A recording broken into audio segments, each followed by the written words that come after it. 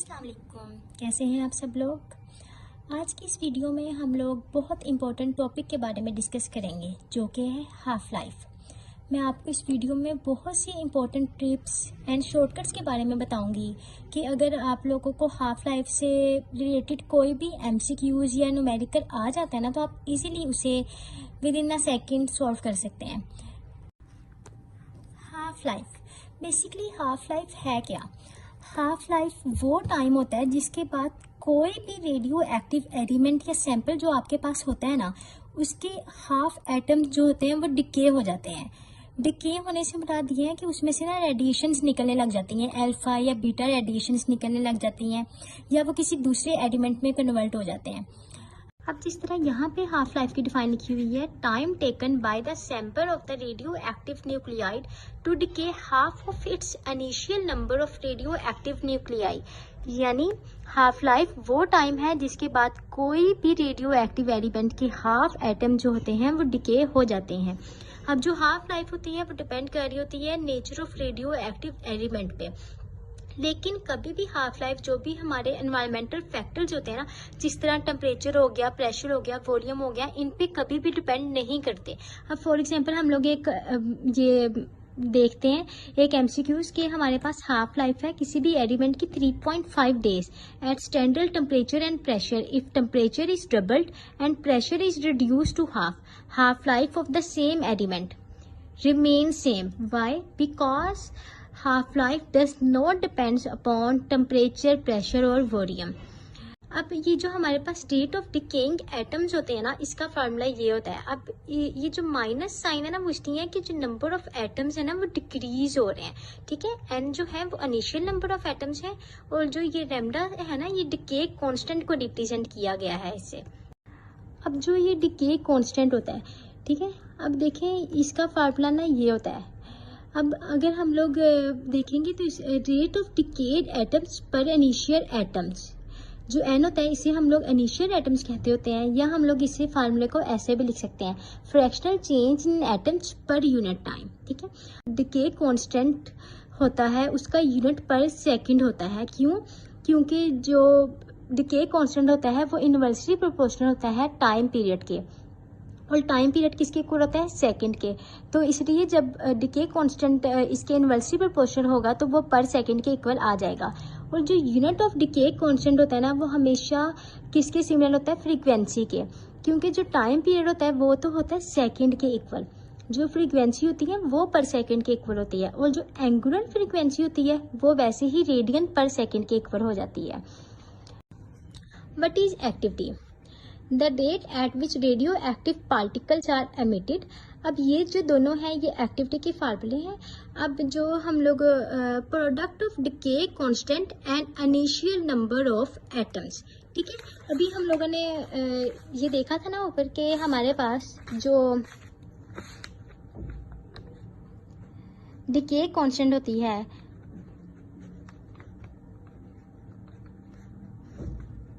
वो इसके इक्वल होती है, ठीक है। तो अब जब हमारे पास एक्टिविटी है वो इसके इक्वल है, तो देखें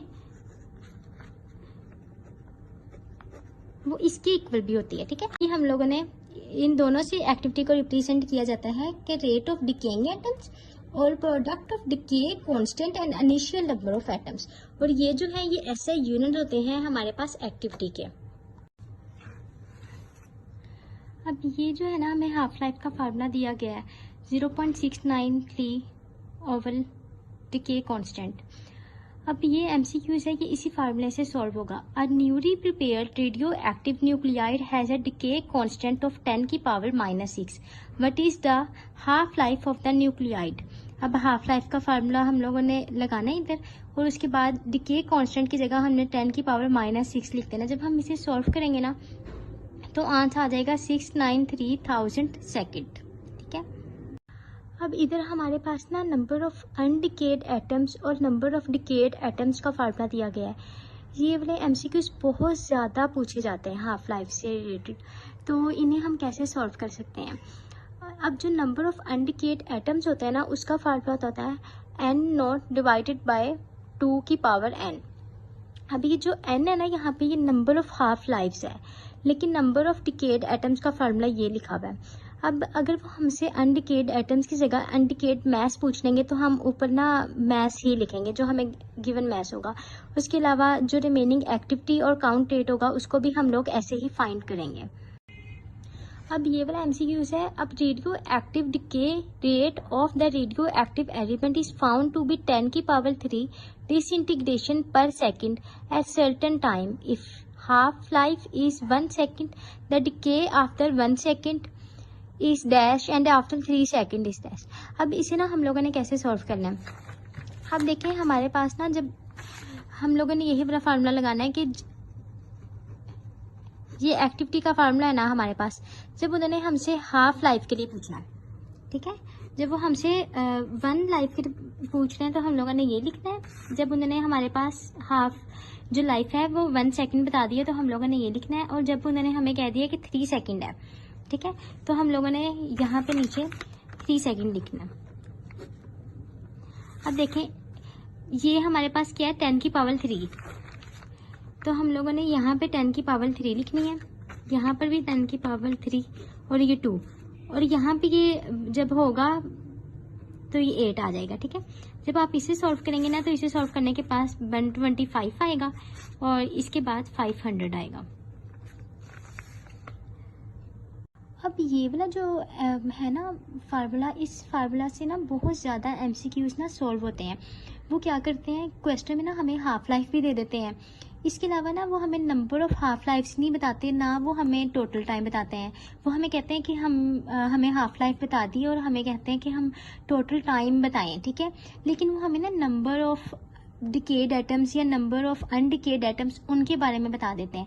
जब वो हमें नंबर ऑफ अनडिकेड एटम्स या नंबर ऑफ डिकेड एटम्स के बारे में बता देते हैं ना तो हम नंबर ऑफ हाफ लाइफ्स को फाइंड कर सकते हैं।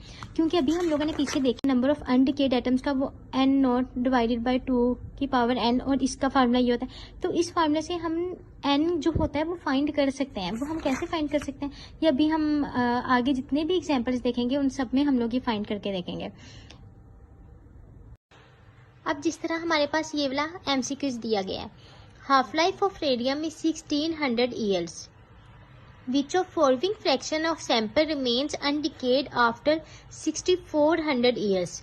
अब देखें इन्होंने इसमें हमसे क्या पूछा हुआ है, undecayed, number of undecayed atoms इन्होंने हमसे इधर पूछे हुए हैं। अब इसका फार्मूला तो हमें पता ना, n नॉट डिवाइडेड बाय 2 की पावर n। अब जो n है वो हमें नहीं पता, अब हम लोग n कैसे फाइंड करेंगे। अब n के लिए हम लोगों ने वही वाला फार्मूला लगाना है जो भी हम लोगों ने देखा था। अब हम लोग इस फार्मूले से n जो है वो फाइंड कर देंगे, उसके बाद हम लोग n की वैल्यू पुट कर देंगे जो फिर उसके बाद हमारे पास नंबर ऑफ अनडिकेड एटम जो होंगे वो आ जाएंगे। इस क्वेश्चन में उन्होंने हमसे पूछा हुआ है कि अब हमारे पास हाफ लाइफ जो है वो कितनी होगी। अब इस क्वेश्चन में उन्होंने हमें हाफ लाइफ पूछी हुई है और टोटल टाइम उन्होंने हमें दे दिया है। नंबर ऑफ हाफ लाइफ्स जो हैं वो हम लोगों ने फाइंड करनी है।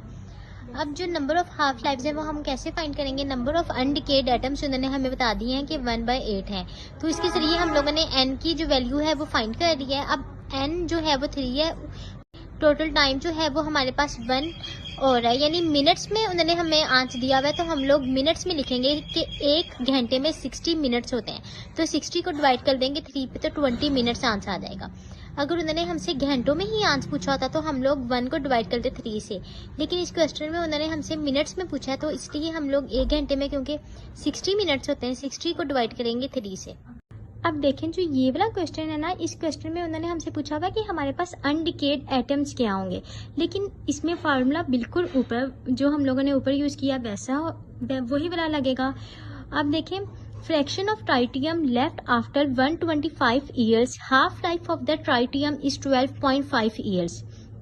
अब उन्होंने इस फार्मूले में हमसे क्या पूछा कि हमारे पास नंबर ऑफ अनडिकेड एटम्स कितने हैं। उसका फार्मूला तो हमें पता है ना कि उसका फार्मूला होता है, ये फार्मूला होता है ना उसका, लेकिन अब इस क्वेश्चन में कहीं पर भी उन्होंने नंबर ऑफ हाफ लाइफ्स नहीं दिए, तो उस नंबर ऑफ हाफ लाइफ्स को फाइंड करने के लिए हम लोगों ने ये वाला फार्मूला लगाना है, ठीक है। अब टोटल टाइम तो उन्होंने हमें दिया हुआ है कि 125 ईयर्स है, वो ऊपर लिखना है। हाफ लाइफ जो है वो 12.5 ईयर्स है, वो हम लोगों ने नीचे 10 आ गया। अब जो n है उसकी जगह हम लोगों ने 10 पुट करना है और ये हमारे पास 1 डिवाइडेड बाई 1024 जो है वो हमारे पास नंबर ऑफ अनडिकेड एटम्स आ जाएंगे। जी, अब हमारे पास एक और MCQs है। A radioactive substance has a half-life of 4 months. 3/4 of substance will decay in. अब देखिए, पहले जो क्वेश्चन था उसमें वो हमसे अनडिकेड एटम्स के बारे में बात करते थे, लेकिन अब उन्होंने हमें डिकेड एटम्स दिए हैं। ठीक है, अब जब उन्होंने हमें डिकेड एटम्स दिए हैं तो हम लोगों ने इसका फार्मूला पीछे ये वाला पढ़ा था। अब हमने ना उस फार्मूले को पुट कर देना है। अब ये वाला फार्मूला ना बेसिकली हम लोगों ने क्यों लगाया है, देखिए उन्होंने क्वेश्चन में ना हमसे पूछा हुआ है कि विल डिके इन, यानी उन्होंने हमसे टाइम पूछा हुआ है कि वो कितने टाइम में डिके होगा। तो हम लोगों ने पीछे ये वाला फार्मूला देखा है ना कि जो टाइम पीरियड होता है वो हाफ लाइफ और नंबर ऑफ हाफ लाइफ के इक्वल होता है। ठीक है, अब ये जो है ना ये हमारे पास हमने ना बेसिकली ये फाइंड करना है। ठीक है, और हाफ लाइफ जो है ना वो उन्होंने हमें दे दी है फार्मूले के अंदर कि वो 4 मंथ्स है, लेकिन हमें ये नहीं पता कि एन की वैल्यू क्या है। एन की वैल्यू जब भी हमने फाइंड करनी होती है ना तो हम लोग डिकेड एटम्स देखते हैं कि हमारे क्वेश्चन में जो है वो हमें डिकेड एटम्स दिए गए हैं या अनडिकेड एटम्स दिए गए हैं। अब इस फार्मूले में हमें डिकेड एटम्स दिए गए हैं ना, तो इसी से हम लोग एन की वैल्यू फाइंड करेंगे। अब फॉर एग्जाम्पल जिस तरह हम लोगों ने पीछे किया था, ठीक है ना, अब पीछे वाले क्वेश्चन में क्या था हमारे पास, अगर इसमें भी अगर हम लोगों ने एन की वैल्यू फाइंड की थी ना तो वो हम लोगों ने अनडिकेड एटम से की थी। ठीक है, तो उसमें हम लोगों ने 1 की पावर 2n लगा दिया था, तो इससे हम लोगों ने एन की वैल्यू फाइंड की थी। लेकिन अब इस वाले क्वेश्चन में हम लोगों ने डिकेड एटम से करनी है ना, क्योंकि हमें जो क्वेश्चन है उसमें डिकेड एटम्स का बताया गया है, तो हम लोगों ने ये वाला फार्मूला लगा देना है। ठीक है, तो एन की वैल्यू जब हमने इसे सॉल्व किया तो एन की जो वैल्यू थी वो 2 की इक्वल आ गई। अब इस तरह हम लोगों ने आगे देखनी है कि अगर हमारे पास टोटल टाइम होगा तो उसे हम लोगों ने बाहर लिखना है, क्योंकि उसे हम लोगों ने फाइंड करना है। हाफ लाइफ जो है वो हमारे पास 4 है और जो एन की वैल्यू एन है वो 2 है, तो जब हम लोग 2 को 4 से मल्टीप्लाई करेंगे तो 8 मंथ हमारे पास आंसर आ जाएगा। चलिए अब मैं आपको एक शॉर्टकट के बारे में बताती हूँ कि ना अगर हमारे पास डिकेड एटम्स 3/4 दिए हुए हैं ना, तो उसका मतलब है अनडिकेड जो होगा ना वो उसमें 1/4 होगा। ठीक है, अब फॉर एग्जाम्पल अभी आपने ऊपर वाले में बात की थी ना, उसमें आप ये देखें, उसमें अभी आप डिकेड एटम्स की बात कर रहे थे कि वो 3/4 होगी। ठीक है, लेकिन अब ये वाली जो थी ये अनडिकेड एटम्स की इक्वल होती है ना 1 की पावर 2n जो होती है। देखें अनडिकेड एटम्स हमारे पास 1/4 आ गए हैं। जब हमारे पास डिकेड एटम्स 3/4 थे तो अनडिकेड एटम्स 1/4 आ गए हैं। ठीक है, ऊपर जब भी हम लोगों ने अनडिकेड लिखना होगा ना तो ऊपर वाली जो वैल्यू होगी ना वो कट हो जाएगी। ये एक शॉर्टकट है। ठीक है, 1 की पावर 4 हो जाएगा, 1 की पावर 16 हो जाएगा, 1 की पावर 132 हो जाएगा, 1 की पावर 8 हो जाएगा। ठीक है, डिकेड एटम्स चलें वो जो पीछे मैंने आपको शॉर्टकट बताया है उसको हम इस MCQs को उस तरीके से सॉल्व करने की कोशिश करते हैं। अब देखें इसमें उन्होंने हमें कहा है हाफ लाइफ जो है ना सोडियम की वो हमारे पास है 15 hours. How much time does it take to 7/8 of sample to decay. अब देखें ये जो 7/8 है ये हमारे पास डिकेड है। अब क्योंकि ना जो डिकेड एटम्स होते हैं ना उसका फार्मूला ना ज़रा ज़्यादा टफ सा हो जाता है, जो अनडिकेड एटम्स होते हैं उसका फार्मूला ज़रा ज़्यादा इजी होता है, इसलिए हम लोग सिंपली अगर इसका फार्मूला लगा के करेंगे तो क्वेश्चन ज़्यादा जल्दी सॉल्व हो जाएगा। अब 7/8 जब हमारे पास अनडिकेड है तो 7/8 सॉरी जब हमारे पास डिकेड है तो अनडिकेड जो होगी वो हमारे पास 1/8 आ जाएगी। ठीक है, अभी हमने पीछे देखा था कि अगर हमारे पास 7/8 जो है वो डिकेड है तो 1/8 जो होगी वो अनडिकेड होगी। अब 1/8 तो इसका फार्मूला क्या होता है कि जब नंबर ऑफ अनडिकेड एटम्स की जब हम लोग बात करते हैं कि हमारे पास नंबर ऑफ अनडिकेड एटम्स हैं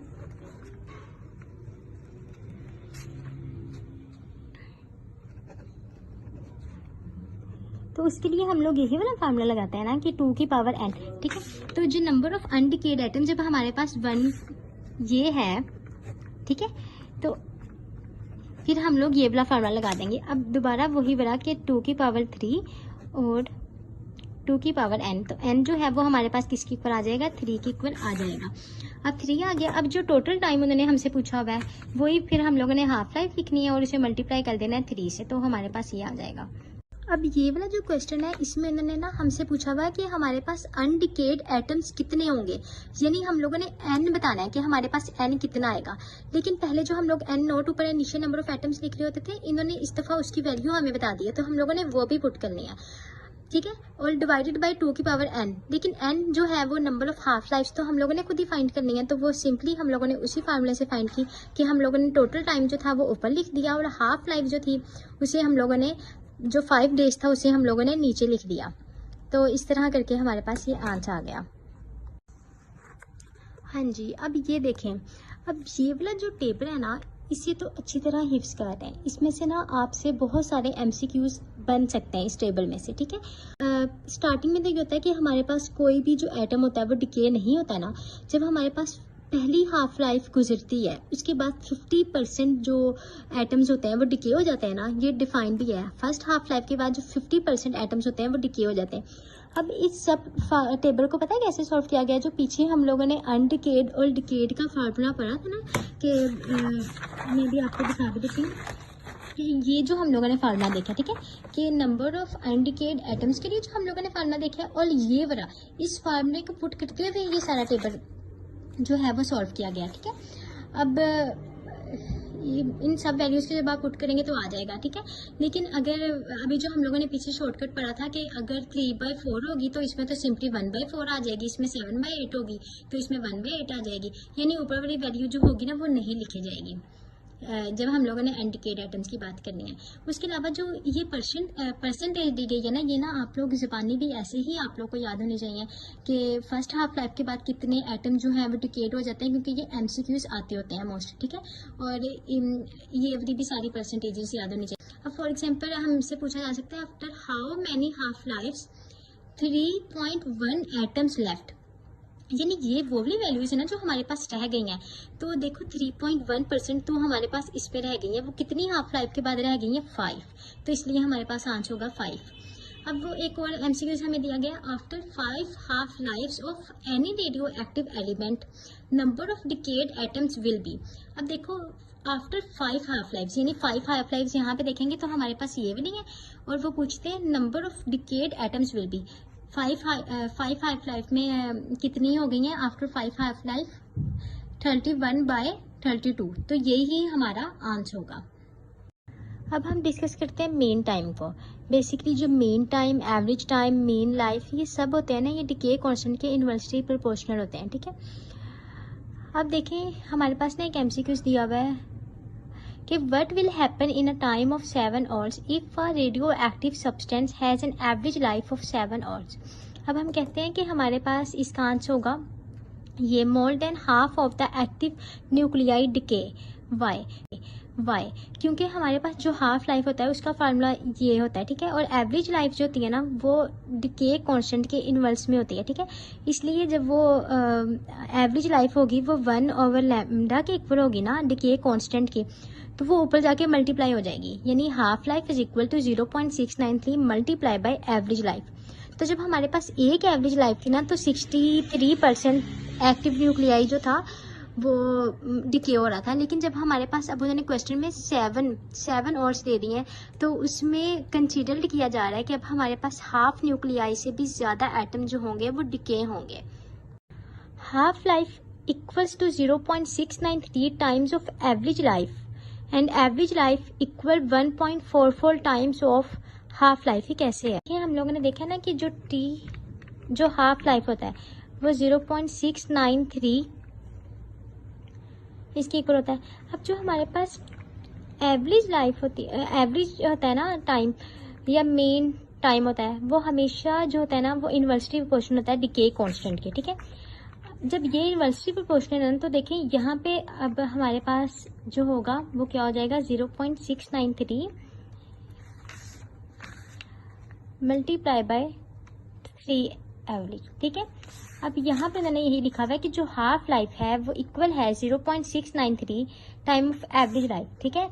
हाफ लाइफ जो है वो 0.693 एवरेज लाइफ के इक्वल है, और अब जो एवरेज लाइफ है वो 1.44 टाइम्स है हाफ लाइफ के। वो कैसे? क्योंकि अब हम लोग अगर हाफ लाइफ को ये एवरेज टाइम पीरियड को इधर ही रहने देते हैं और टी हाफ, और जब हम 0.693 को इधर आके डिवाइड करेंगे तो 1.44 हो जाएगा, ठीक है।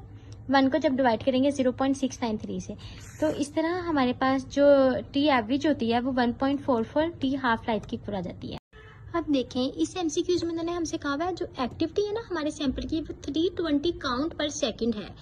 At the end of 90 minutes it gives 40 count per second, what is half life. अब हम लोगों ने एक्टिविटी का फार्मूला भी पीछे पढ़ा था, तो हम लोगों ने वही वाला फार्मूला इसमें पुट कर देना है। अब जो एक्टिविटी है वो उन्होंने हमें 40 काउंट दी हुई है और एक्टिविटी ऑफ सैंपल भी दी हुई है, वो हम लोगों ने एक्टिविटी ऑफ सैंपल लिख दी है, 2 की पावर n लिख दी है। ठीक है, जब हम लोगों ने ये सारी वैल्यू सॉल्व की तो फिर हमारे पास n जो है वो इज इक्वल टू 3 आ गया। अब उन्होंने हमसे हाफ लाइफ पूछी हुई है, हम लोगों ने वही लिखना है कि हम लोगों ने टाइम को ऊपर लिखना है और हम लोगों ने जो n है उसको नीचे लिखना है और 30 मिनट्स हमारे पास आंसर आ जाएगा।